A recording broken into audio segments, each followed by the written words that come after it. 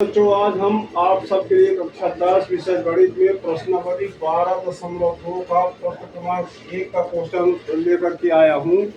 ये बड़ा important question है, अक्सर परीक्षा में पूछा जाता है। अब देखिए, इसमें प्रश्न आया है कि एक ठोस एक अर्धगोले पर खड़े एक शंकु के आकार का है। तो एक ठोस, अब ये पूरा एक ठोस हो गया। तो एक अर्धगोले पर, अब ये देखिए अर्धगोला बना हुआ है पर एक शंकु के आकार का। अब ये जो शंक्वाकार आकृति बनी है AOC, तो इस अर्धगोले पर ये रखी हुई है, जिसकी त्रिज्या 1 सेंटीमीटर। अब यहाँ पर 1 सेंटीमीटर त्रिज्या हमने यहाँ पर लिख दिया। शंकु की ऊंचाई उसकी त्रिज्या के बराबर है। अब शंकु की ऊंचाई देखिए, अर्धगोले से शंकु की ऊंचाई यहाँ तक है, तो इसकी ऊंचाई h बराबर r के, r बराबर त्रिज्या इसके 1 है, तो 1 सेंटीमीटर हमने ले लिया। तो ठोस का आयतन पाई के पदों में आपको ज्ञात करना है। तो ठोस का जो पूरे ठोस का आयतन है, तो पाई के पदों में ज्ञात करना है। अब चलिए हम ज्ञात करते हैं, कैसे आप इसको निकालेंगे। तो सबसे पहले हम सूत्र लिख लेते हैं। अभी देखिए, ठोस का सूत्र यहाँ से लिया है कि ठोस का आयतन बराबर शंकु का आयतन प्लस अर्धगोले का आयतन। ये पूरा ठोस जो है, तो इसका आयतन इस शंकु और अर्धगोले को मिला करके होगा। तो यहाँ पर हम शंकु का आयतन लिए और अर्धगोले का, दोनों को जोड़ देंगे। तो चलिए इनका हम सूत्र ले लेते हैं। शंकु के आयतन का सूत्र है 1/3 पाई आर स्क्वायर एच, और जोड़ का चिन्ह लिए प्लस, फिर अर्धगोले का आयतन है 2/3 पाई आर क्यूब।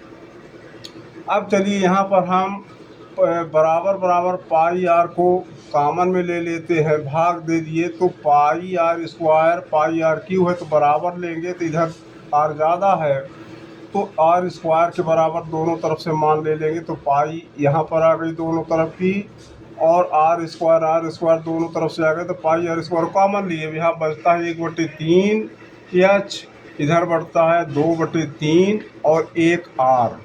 चूँकि आर स्क्वायर तो कॉमन में चला गया, तो यहाँ पर हम लिख लिए pi r square 1/3 h plus 2/3 are.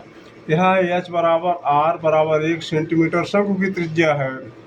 शंकु की त्रिज्या का एच जो है, हम त्रिज्या 1 मान लिए यहाँ से यहाँ तक, और आर 1 सेंटीमीटर, अर्धगोले की त्रिज्या भी हम 1 सेंटीमीटर मान लिए। तो चलिए एच भी 1 है और आर भी 1 है, तो पाई आर स्क्वायर सीधे उतार लिए। अब 1/3 में गुणा एच का मान 1 है त्रिज्या, तो 1 का गुणा कर दिए। 2/3 आर है, तो आर की त्रिज्या अर्धगोले की 1 है, तो इसका भी हमने 1 का गुणा कर दिया।